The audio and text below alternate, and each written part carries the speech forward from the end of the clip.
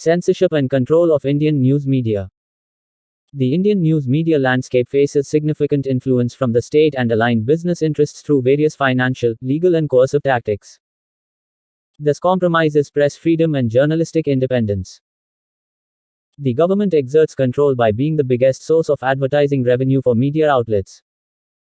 Critical coverage can lead to ads being pulled to impose financial pressure. Politicians have used state ads to reward friendly outlets and punish critical ones. Political ownership of news channels, like Reliance acquiring Network 18, also allows direct control over narratives. Muted coverage followed Kejriwal's allegations against Ambani's after the takeover. News agencies like PTI and ANI supply news widely. Controlling them enables broad influence over narratives at a national level. Newspapers now print after copies are sold, permitting content changes based on feedback to control narratives and cut costs. TV news relies heavily on advertising over subscriptions, making it vulnerable to pressures. Entertainment channels get more ads from higher viewership.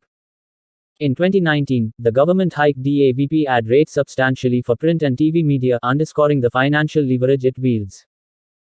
Harassment through repetitive defamation cases is used to drain journalists and outlets undertaking critical reporting of the establishment.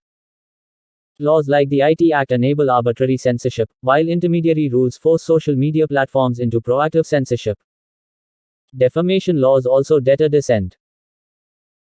In summary, financial coercion, political ownership, legal intimidation, and coercive regulations empower the state and align private interests to influence, control, and censor Indian media narratives, severely compromising press freedom. The government exerts financial control over media by being the biggest source of advertising revenue. Critical coverage can prompt pulling of ads. Politicians have used state ads to reward friendly media outlets who provide favorable coverage and punish critical ones. Political ownership of news channels allows direct control over narratives. E.g., no negative Reliance coverage after Network 18 acquisition. News agencies like PTI, UNI, and ANI supply news widely. Controlling them enables influencing national narratives. Newspapers now print after copies are sold, allowing narrative shaping based on feedback. Saves cost. TV news relies heavily on advertising over subscriptions, making it vulnerable to pressures.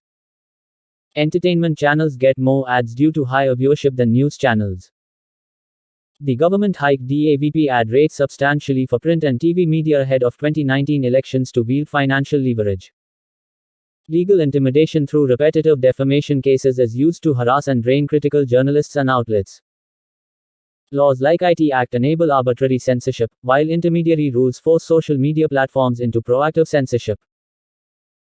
Defamation laws deter dissent and are used to silence critics of the establishment. Between 2010-2014, over 400 crore rupees was spent just on Bharat Nirman campaign ads highlighting government schemes. The government has been the biggest spender on print and TV ads according to data from the Broadcast Audience Research Council (BARC). In 2018, the Indian government spent 780 crore rupees on public advertising across media. The slapping of multiple defamation cases is aimed more at harassment through legal expenses than winning cases.